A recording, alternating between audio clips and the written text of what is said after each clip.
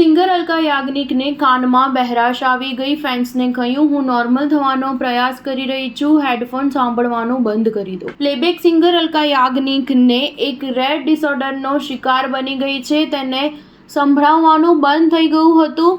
અલકાએ ખુદ ઇન્સ્ટાગ્રામ પર પોસ્ટ કરીને આ જાણકારી આપી છે. હવે ગાયકના ચાહકો અને તમામ સેલેબ્સ પણ તેના જલ્દી સ્વસ્થ થવાની પ્રાર્થના કરી રહ્યા છે. અભિનેત્રીએ તાજેતરમાં જ એક સોશિયલ મીડિયા પર પોસ્ટ દ્વારા પોતાની બીમારીનો ઉલ્લેખ કર્યો હતો.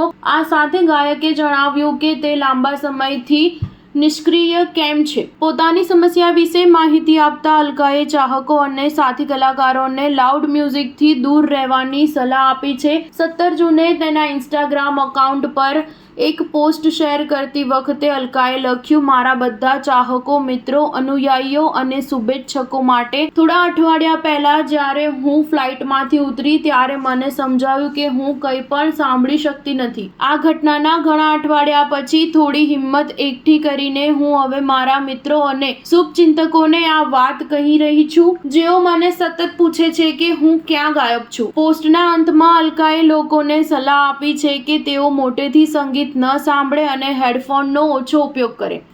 સિંગરે લખ્યું, કોઈ દિવસ હું ચોક્કસપણે મારા પ્રોફેશનલ લાઈફ અને હેલ્થને થતા નુકસાન વિશે વાત કરીશ.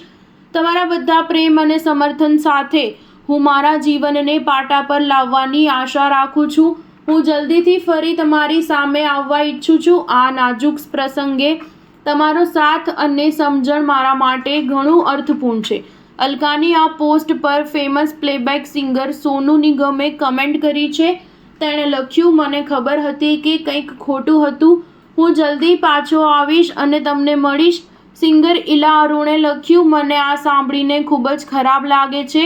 પ્રિય અલકા, મેં ફોટો જોયા પછી જ અગાઉ સુંદર ટિપ્પણી કરી હતી, પરંતુ પછી મેં કેપ્શન વાંચ્યું અને ખૂબ જ દુઃખ થયું. હું પ્રાર્થના કરું છું કે તમે જલ્દી સ્વસ્થ થાઓ. સ્ટાર ન્યૂઝ 7 હંમેશા સચ્ચાઈની સાથે.